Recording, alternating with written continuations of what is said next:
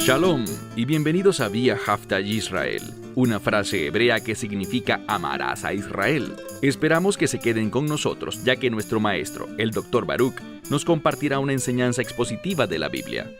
El Dr. Baruch es profesor titular del Instituto Zera Abraham, con sede en Israel. Aunque todos los cursos en el instituto se imparten en hebreo, el Dr. Baruch se complace en compartir esta enseñanza en inglés con doblaje al español. Para más información, visítenos en amarasaisrael.org o descargue nuestra aplicación móvil Mi Estudio Bíblico. Aquí está Baruch y la lección de hoy. Me gustaría comenzar como lo hice la semana pasada, recordándoles que todo lo que sucede en la Escritura sucede por una razón.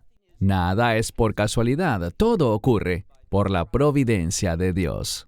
El Mesías les dijo a sus discípulos, «Velad y orad, para que no caigáis en tentación», lo cual significa que no deben permitir que la oposición del mundo los cambie, llevándolos a hacer aquello que va en contra de los planes y propósitos de Dios. En otro evangelio, ¿qué dijo Pedro? Pedro dijo con mucha valentía, pero muy equivocadamente, «Los demás podrían negarte, pero yo jamás lo haré. Estoy listo para morir contigo». Esas fueron palabras muy valientes y atrevidas, pero ¿fue verdad? Y la respuesta es no.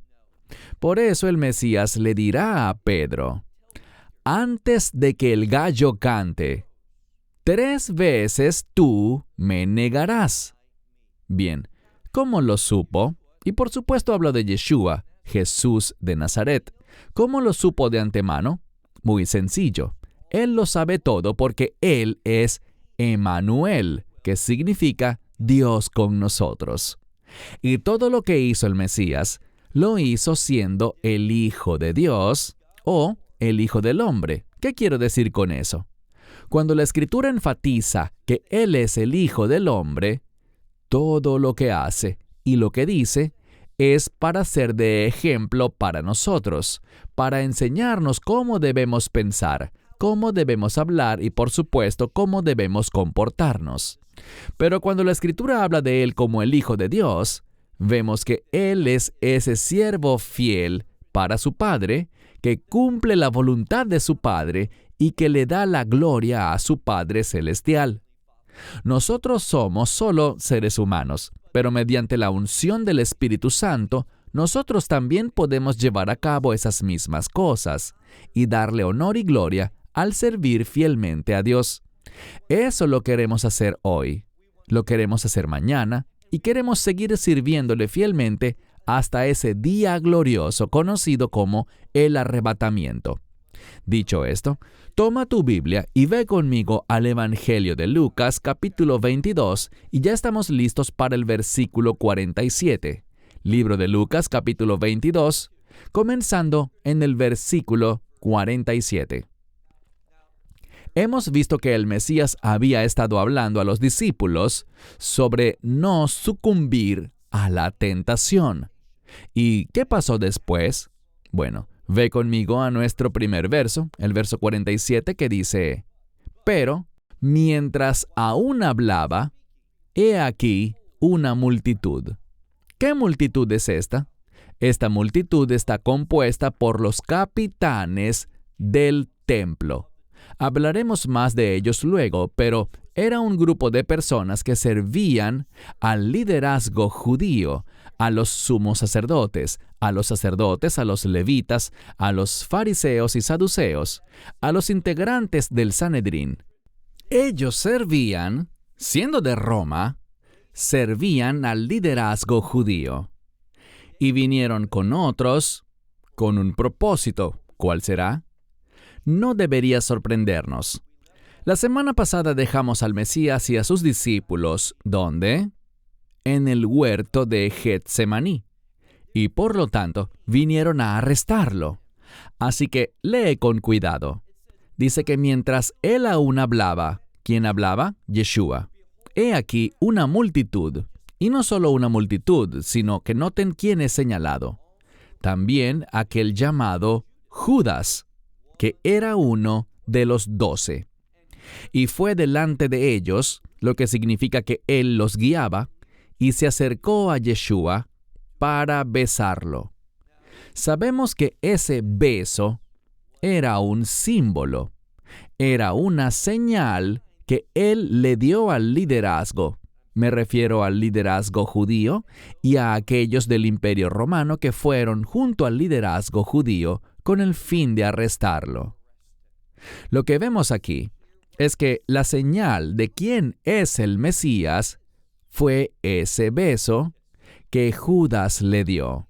Lo veremos en un momento. Judas lo traicionó con esta falsa señal de afecto. Pasemos al verso 48. Pero Yeshua le dijo, Yehudá, que significa Judas, con un beso traicionas al Hijo del Hombre. ¿Por qué se autodenomina aquí el Hijo del Hombre? Muy sencillo.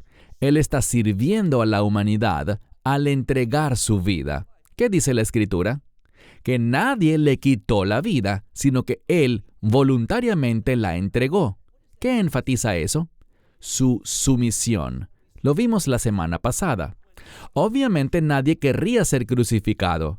Nadie querría ser abusado, golpeado y azotado como lo fue Él. Pero sin embargo, Él se sometió a eso. ¿Por qué? Porque Él era un siervo fiel. Él sirvió a su Padre, obviamente a su Padre Celestial, pero lo que hizo, lo hizo por ti y por mí. Y no solo por ti y por mí, sino por toda la humanidad. Por eso se llama a sí mismo aquí el Hijo del Hombre, el siervo de la humanidad. Así que vemos que el Mesías dice, con un beso traicionas al Hijo del Hombre. Versículo 49. Pero los que estaban con él, hablando de los discípulos que estaban allí y también quizás de los otros que vinieron a arrestarlo, dice aquí, pero aquellos que vieron lo que ocurría con él, literalmente dice, los que estaban siendo allí. Lo que quiere decir es que ellos fueron puestos allí. Estaban en una misión.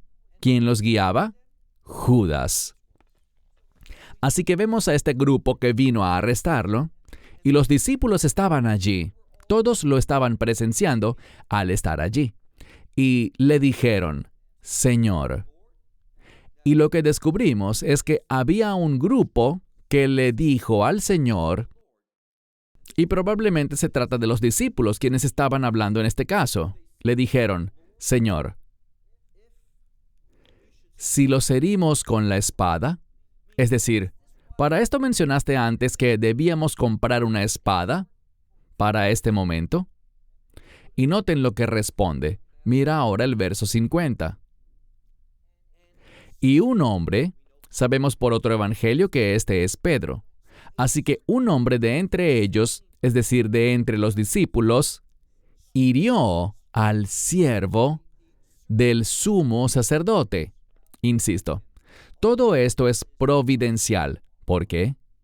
Bueno, Pedro, aparentemente, tomó simplemente una espada y golpeó, y por la providencia de Dios, hirió al siervo del sumo sacerdote. ¿Por qué eso es importante?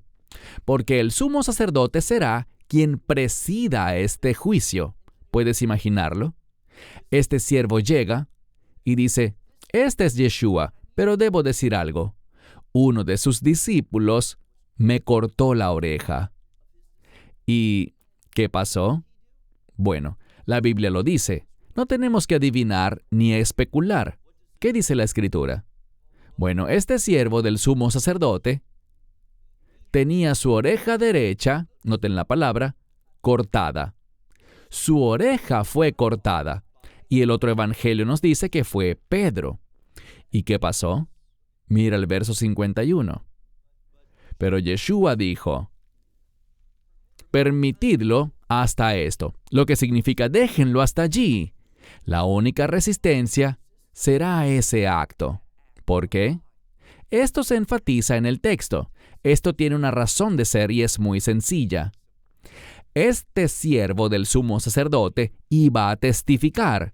Eso es lo que asumimos, que él regresaría y contaría lo que pasó, que su oreja fue cortada y que acto seguido, el Mesías, como veremos en un momento, la Escritura nos dirá que el Mesías tocó su oreja y noten lo que dice la Escritura. Al final del verso 51 leemos: permitid hasta esto, es decir, no más que esto, y luego leemos en la Escritura, y él, al tocar, es decir, Yeshua tocó su oreja, y al tocar esa oreja, ¿qué sucedió? Él tocó el lugar donde estaba la oreja, y de manera muy clara la Escritura dice que él lo sanó. Esto no significa simplemente que la herida fue cerrada, sino que la palabra aquí para sanar representa una restauración completa.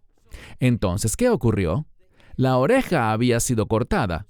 La Escritura no dice que Yeshua se agachó, la recogió y se la pegó. Eso no fue lo que pasó. Lo que vemos aquí es que Yeshua simplemente tocó ese lugar donde estaba la oreja, y esa oreja fue restaurada. Lo que significa que a través del toque de la mano de Yeshua, como Hijo de Dios, esa oreja fue creada de nuevo, reapareció. No era lo que cayó al suelo, sino una oreja nueva. ¿Por qué? Porque eso es lo que el Mesías hará.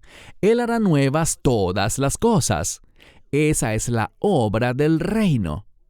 Cuando miras el libro de Apocalipsis, en el capítulo 22, verás que he aquí todas las cosas son nuevas. Cuando Juan, quien escribió el libro de Apocalipsis, vio la nueva Jerusalén, esto fue lo que exclamó: he aquí todas las cosas son nuevas. Y el término nuevo es un término de reino que se refiere a una restauración completa. Eso fue lo que este siervo experimentó. Mira ahora el versículo 52. Pero Yeshua dijo a los que habían llegado en su contra, y noten que es muy importante el hecho de que aquellos que fueron allí estaban, según la Escritura, en contra de él. ¿Y quiénes eran estos que habían llegado allí? Bueno, eran los principales sacerdotes y los capitanes del templo, esta guardia del liderazgo, que los romanos suministraron al liderazgo judío, y también los ancianos. Todos llegaron allí, y Yeshua les habló. ¿Y qué les dijo? Como contra un ladrón, han salido con espadas y palos. Esto es muy peculiar. ¿Por qué? Bueno, el Mesías nos dirá por qué dijo lo que dijo. Sigue leyendo. Mira ahora el siguiente verso, verso 53. Él dice: como contra un ladrón han salido con espadas y palos. ¿Por qué? Verso 53. Él dice: cada día estuve con ustedes en el templo, pero no extendieron su mano contra mí. Es decir, ellos no intentaron arrestarlo cuando hablaba y enseñaba en el templo cada día. Él venía cuando estaba en Jerusalén, y su costumbre era ir al templo y enseñar. Y nunca quisieron arrestarlo en esos momentos, pero ahora sí. Y la Escritura nos dirá algo de lo más importante sobre su arresto. Sigue leyendo. Mira, por favor, al final del verso 53. Dice: pero esta es la hora de ustedes. Eso es exactamente lo que dice. Yeshua está hablando mientras es arrestado. Han venido contra él con espadas y palos, y hay un grupo grande de ellos, probablemente unos 500 individuos. Y él dice: pero esta hora es la de ustedes. Así que esto es una iniciativa de ellos. Obviamente el enemigo era parte de esto, pero noten cómo termina. Y la autoridad de las tinieblas. Ahora, esta hora era de ustedes, dijo él, y la autoridad o el poder es la palabra griega exousia. La autoridad y el poder ¿de qué? De las tinieblas. ¿Qué significa eso? Las tinieblas en la Biblia representan lo falso, lo que está corrompido, lo que no es verdadero. Y este es el poder que ellos tenían, poder de las tinieblas y no de luz. Aquellos que reciben al Mesías, como dice primera a los Tesalonicenses 5, somos hijos de luz, no hijos de tinieblas. Pero aquellos que estaban participando en el plan de Satanás contra los propósitos de Dios, ¿a quién pertenecen? Ellos pertenecen a la oscuridad. Bien, como Dios tiene un conocimiento perfecto, Él fue capaz de usar esa desobediencia para cumplir sus propósitos, pero Él no los forzó a cometer este acto malvado. Ellos lo hicieron porque eran malvados, habían sido engañados, eran rebeldes, eran de la oscuridad y no de la luz. Mira ahora el verso 54. Pero después de arrestarlo, lo condujeron, es decir, lo llevaron, y ellos hicieron que entrara en la casa del sumo sacerdote. Este es el lugar donde iba a suceder el juicio ante el Sanedrín. Y por cierto, si vas a Jerusalén, puedes ir a ese mismo complejo que sigue existiendo hoy en día. Obviamente ha sido reconstruido y hay otras cosas allí, pero puedes ir a ese mismo patio donde él fue juzgado ante el Sanedrín. Y la Escritura dice, léelo con cuidado, en el verso 54.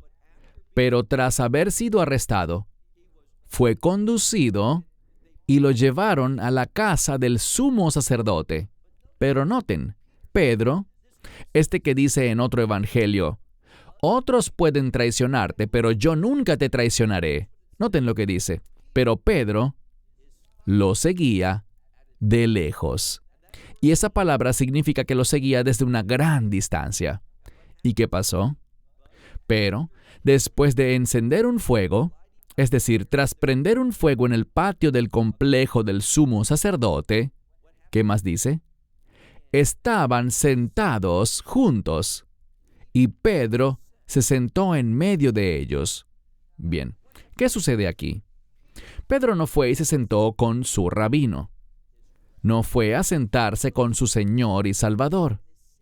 No fue a sentarse con el Mesías. ¿Con quién se sentó? Con los mismos que lo habían arrestado, con aquellos que eran fieles y leales al sumo sacerdote, con los capitanes de esa guardia del templo, con los ancianos y líderes del pueblo, con los que habían conspirado juntos contra el Mesías. Con estos fue Pedro a sentarse. Se sentó con ellos, aunque representaban todo lo opuesto a su fe. Y todo esto quedará muy claro en un momento. Mira ahora el verso 56. La profecía que el Mesías dio es que Pedro negaría al Mesías 3 veces antes de que cantara el gallo. Y esto es exactamente lo que vamos a ver. Veamos la primera negación. Mira por favor el verso 56. Dice, pero, y el sujeto aquí es una joven sirvienta. Dice, pero ella, después de verlo, después de ver a Pedro, a este que estaba sentado junto al fuego, entonces Pedro se estaba calentando junto al fuego. Esta joven sirvienta, habiéndolo visto, o tras mirarlo, y esta palabra significa mirar de una manera muy intensa, ella prestó atención al verlo y dijo, también refiriéndose a Pedro, estaba con él. O sea, yo te vi a ti, Pedro. Tú estabas con él. Es decir, con el Mesías, con Yeshua, con Jesús. Y noten su respuesta. Muy significativa. Leamos por favor el verso 57. Pero él lo negó a él.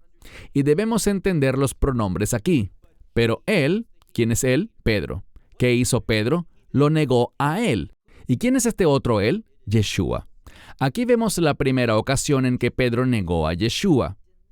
Y además leemos que Pedro le dijo, mujer, yo no lo conozco. Y es muy importante esta palabra que usa para decir no lo conozco. Bien, si entendemos griego, Esta palabra es la palabra griega oida, que siempre está en tiempo perfecto. ¿Qué significa eso? Pedro está hablando de una manera muy enfática, y lo que está diciendo es esto: no lo conocí en el pasado, no lo conozco ahora, y no lo conoceré en el futuro. Pedro está hablando en griego de la forma más enfática posible para negarlo. No lo conocí, no lo conozco y no lo conoceré. Estaba tratando de afirmar en los términos más fuertes que no tenía ninguna conexión con Yeshua. ¿Y luego qué sucede? Mira ahora el verso 58. Pero al poco tiempo, es decir, poco tiempo después, otro sujeto. Esta es la palabra héteros, que significa alguien distinto. No era una joven sirvienta, sino alguien diferente, un hombre. Viendo a Pedro, dijo: tú también eres de ellos. Es decir, tú eres de ese grupo que sirve a Yeshua. Eres parte de sus discípulos. Ciertamente, dice, tú eres de ellos. Pero Pedro dijo: hombre, yo no soy. ¿Qué está haciendo? Está mintiendo. Mintió una primera vez y ahora una segunda. Y su mentira es que está negando cualquier conexión con Yeshua. Así que dice: hombre, yo no soy. Versículo 59. Cerca de una hora pasó. Así que Pedro tuvo tiempo para pensar y reflexionar sobre el hecho de que había mentido, que lo había negado. Y recuerden lo que Yeshua dijo: antes de que cante el gallo, 3 veces me negarás esta noche. Ya lo había hecho 2 veces y dice, mira de nuevo el verso 59. Cerca de una hora había pasado y otro sujeto, cierto individuo, confirmó, es literalmente lo que dice, él confirmó diciendo: sobre la verdad. Algunos piensan que esto es una especie de juramento que este sujeto estaba haciendo. Y dice: sobre la verdad, también estuvo con él. Es decir, que Pedro estuvo con Yeshua. Porque también él es un Galileo. ¿Y qué pasó? Mira el verso 60. Pero Pedro dijo: hombre, no sé de qué estás hablando. Y otra vez usa esa misma palabra griega, oida, que significa: no sabía de qué hablabas en el pasado, no sé de qué hablas ahora, y no entenderé ni reconoceré lo que estás diciendo en el futuro. Insisto, es la forma más fuerte posible de negar cualquier conexión con Yeshua.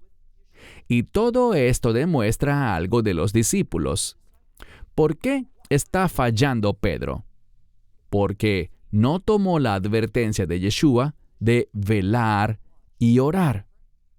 Y si conoces bien tu Biblia, él no solo le dijo eso a los que estaban con él en el huerto de Getsemaní, sino que también lo dice a los creyentes de los últimos días, que hagan eso mismo, velar y orar, que presten atención a los eventos y reconozcan estos eventos proféticos que nos llevarán al fin de la era de la iglesia, es decir, que nos llevarán al arrebatamiento.